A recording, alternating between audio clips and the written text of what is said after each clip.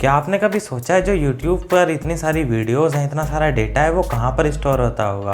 YouTube उसे किस तरह से स्टोर होता होगा जो हमारे लिए वो हमेशा अवेलेबल रहता है और YouTube की स्टोरेज ख़त्म नहीं होती? इन सभी सवालों के आज मैं इस वीडियो में जवाब देने वाला हूँ। नमस्कार दोस्तों, मेरा नाम है सार्थक और आप देख रहे हैं टेक टाइकून। तो चलिए शुरू करते हैं। आप में से काफ़ी लोग जानते होंगे YouTube 2005 में एग्जिस्टेंस में आया था और 2006 में गूगल द्वारा खरीद लिया गया था। अगर हम नंबर ऑफ़ यूज़र्स की बात करें ऑल ओवर वर्ल्ड तो YouTube हमारा सेकंड नंबर पे रैंक करता है। चलिए अब जानते हैं कि YouTube पर हर सिंगल मिनट कितना डेटा अपलोड किया जाता है। YouTube पर हर सिंगल मिनट 500 से भी ज़्यादा घंटे का डेटा अपलोड किया जाता है और हर दिन 1 बिलियन से भी ज़्यादा घंटे का डेटा देखा जाता है YouTube पे।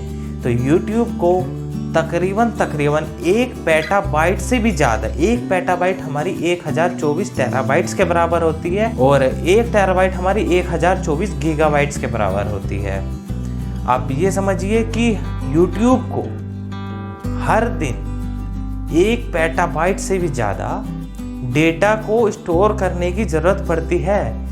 तो अब सवाल बनता है कि इतना डेटा कहाँ पर स्टोर करता है YouTube? चलिए इसका जवाब जानते हैं। YouTube का जितना भी डेटा है वो गूगल मॉड्यूलर डेटा सेंटर्स पर स्टोर होता है। ये मेनली 5 से 6 डेटा सेंटर्स हैं गूगल के, और ये जितने भी गूगल के डेटा सेंटर्स हैं यहाँ पर हर जगह एक ही तरह का हार्डवेयर और एक ही तरह का सॉफ्टवेयर यूज़ होता है ताकि उसमें हम आसानी से एक्सेस कर सकें डाटा, कोई हमें दिक्कत ना हो, आसानी से कोई प्रॉब्लम आए तो हम आसानी से फाइंड आउट कर सकें। इस वजह से जितने भी डेटा सेंटर्स हैं सभी जगह एक ही तरह का हार्डवेयर और एक ही तरह का सॉफ्टवेयर गूगल यूज़ करता है YouTube का डेटा स्टोर करने के लिए। अगर हम हार्डवेयर की बात करें तो गूगल अपने डेटा सेंटर्स में 2 तरह के हार्डवेयर्स डेटा स्टोर करने के लिए यूज़ करता है।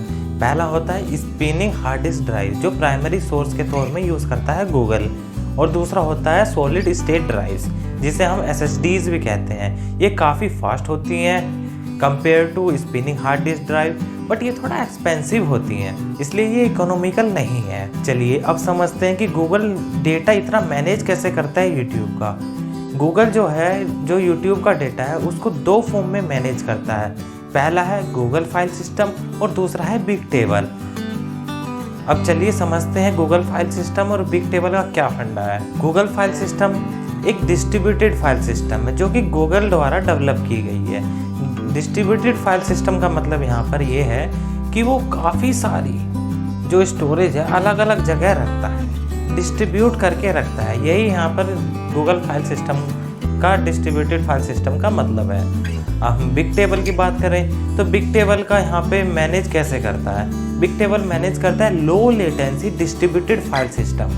लो लेटेंसी का यहाँ पर मतलब है कि ये जो डेटा स्टोरेज है ज़्यादा स्टोर करता है डेटा को और इसकी स्पीड एक्सेस करने की ज़्यादा होती है as compare to Google file system. चलिए अब जानते हैं कि गूगल किस तरह से किस नेटवर्क में जितना भी ये डेटा रहता है उनको स्टोर करता है। जितना भी ये YouTube का डेटा है ये गूगल स्टोर करता है कंटेंट डिस्ट्रीब्यूशन नेटवर्क और CDN।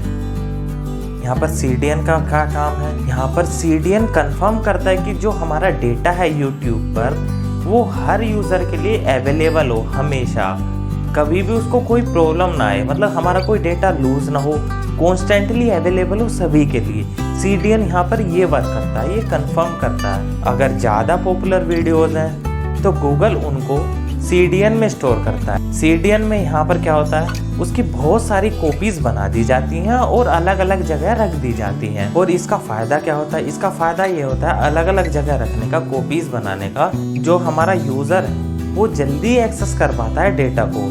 और जो कम पॉपुलर वीडियोस होती हैं उनको गूगल YouTube सर्वर्स पर रखता है, वो केवल जब डिमांड होती है तभी एक्सेस की जाती हैं। और ये जितना भी डेटा स्टोरेज का काम है ये एक MySQL, ये क्वेरी लैंग्वेज है, उसके द्वारा किया जाता है जो गूगल करता है। एक MySQL का एक अल्टरनेट भी यूज़ करता है गूगल, उसका नाम है वेटाइस। ये MySQL से बेहतर है, उससे अच्छा परफॉर्म करता है, जल्दी से डेटा स्टोर कर लेता है और जल्दी से हमें डेटा अवेलेबल हो जाता है। इस वीडियो में इतना ही। अगर आपको वीडियो अच्छा लगा हो तो प्लीज़ शेयर कीजिए, लाइक कीजिए, और अगर इस वीडियो से आपको कुछ नया सीखने को मिला हो प्लीज़ सब्सक्राइब कीजिए।